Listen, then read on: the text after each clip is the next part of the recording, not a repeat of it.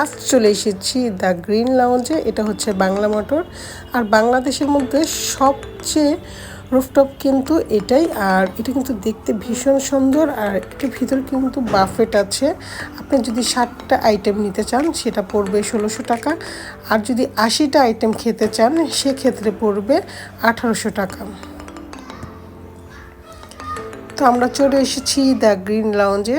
দেখতে কিন্তু বেশ সুন্দর, মনোমুগ্ধকর। আমাদের তো দেখে একদম পুরো মাথা খারাপ, খালি কত পিকচার যে তুলবো বুঝতে পারছিলাম না, শুধু পিকচারই তুলতে ইচ্ছে করছিল, এত সুন্দর ছিল জায়গাটা।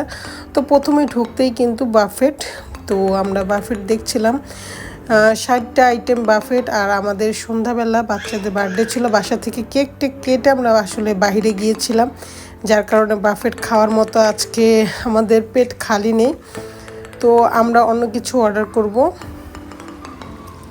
আমরা অর্ডার করেছিলাম তান্দুরি চিকেন, নান, কোল্ড ড্রিঙ্কস, সালাদ, এগুলোই আমরা অর্ডার করেছিলাম। তো আমরা আগে ফার্স্টেই ঘুরে ঘুরে দেখছি। আপনি যে কোনো জায়গায় বসতে পারবেন, আর যারা বাফেট খাবে তারা ভিতরে বসতে হবে, আর বাফেটে যারা খাবে না তারা বাহিরে বসতে হবে। আর তান্দুরি চিকেনটা কিন্তু বাহিরেই। তো দেখতে পাচ্ছেন 18 তলার উপর থেকে কত সুন্দর লাগছে ভিউটা, এত সুন্দর। তার সাথে কিন্তু সাইডে ছিল মেট্রো রেলের যাচ্ছিল একটু পরপর, সেটাও দেখতে ভীষণ সুন্দর। আমি পুরো একদম টাইটানিক হয়ে গিয়েছিলাম যখন এই ভিউটা দেখেছি। এখানে দাঁড়িয়ে আমার কিন্তু টাইটানিকের সে সিনেমার কথা মনে পড়ে গেল।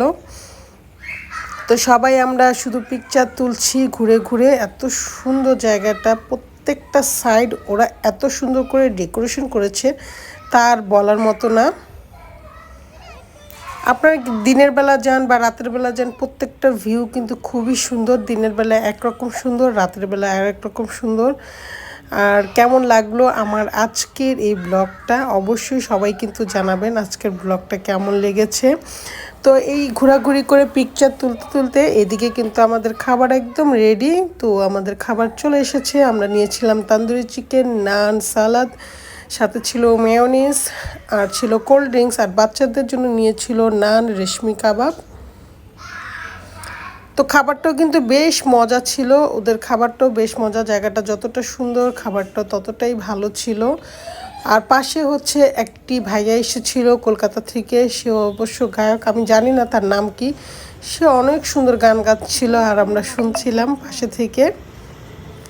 এই তো খাওয়া দাওয়া শেষ করে আমরা এখন চলে যাচ্ছি বাসার দিকে। তো আজকের ব্লগটা কেমন লাগলো অবশ্যই জানাবেন, আর অবশ্যই সবাই গিয়ে দ্য গ্রিন লাউঞ্জে ঘুরে আসবেন। খুবই সুন্দর একটি প্লেস, দেখার মতো মনোমুগ্ধকর জায়গা।